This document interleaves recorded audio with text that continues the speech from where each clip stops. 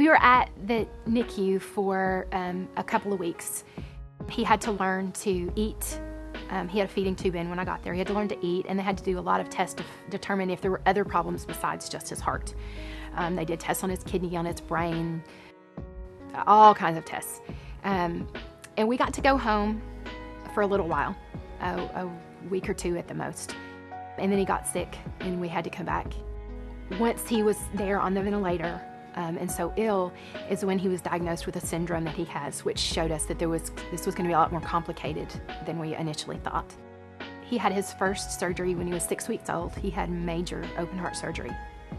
The doctor went in with a plan to do one type of surgery, and in the middle of the procedure, he scrubbed out and actually came in the waiting room. When he came in, I knew it hadn't been long enough. My dad came in and sat down by me, and the surgeon said, "Well, things are much worse than we thought. We can't do what we want, but I'm going to do this and this and this." So he had to do a lot of a different surgery than he thought, more of a patch to get us through till Jacob was bigger, which was pretty scary. After that surgery, we were there 6 or 8 weeks that time, and then he continued to keep getting sick, and we'd be home a day or two, rush back to Children's, home a day or two, rush back to Children's. And by July of that year, he needed another surgery. We did that one, and he wasn't able to stay stable long enough, and that's when we ended up,